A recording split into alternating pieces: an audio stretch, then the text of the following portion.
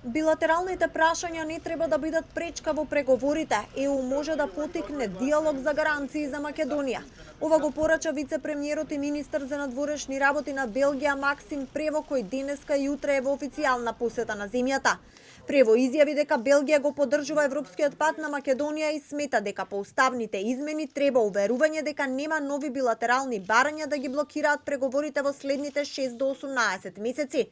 Според него, паралелно треба да се работи и на европски гаранции, но и на исполнување на обврските преземени од 2022 година, вклучително и уставните измени. Таа гаранција можеме да дадеме во смисла на тоа дека нема да има нови барања во дополнителните 6 месеци и дека нема да има повторни застои и блокирање во процесот на пристапување.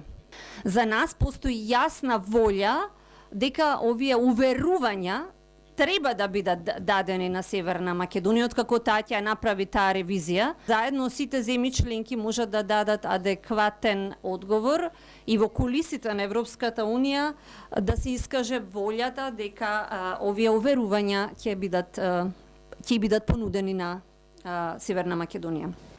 Министерот Муцунски очекува пак стабилна политичка влада во Бугарија без разлика кој ќе ја формира.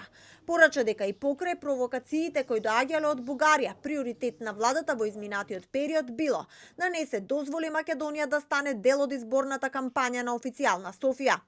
Иако имаше голем број на провокации кои што и вие ги следевте, кои што доаѓаа од одредени поединци кај нашиот сосед, е да не дозволиме нашата држава да стане дел од изборниот наратив во соседна Бугарија.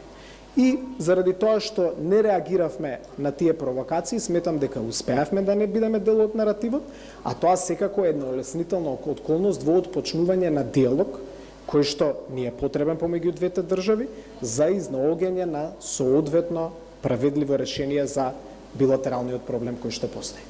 Белгискиот вице-премиер Прево изјави и дека во ЕУ е неопходна расправа за ревизија на начинот на одлучување во Унијата. Според него, правилото на едногласност во изминатите години ја направило ЕУ бавна и немокна да реагира.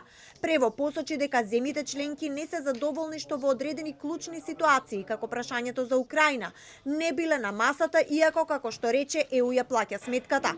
Затоа смета дека и сегашните 27 земји членки, но и идните членки во ЕУ треба да одлучуваат со квалификувано мнозинство наместо со едногласност.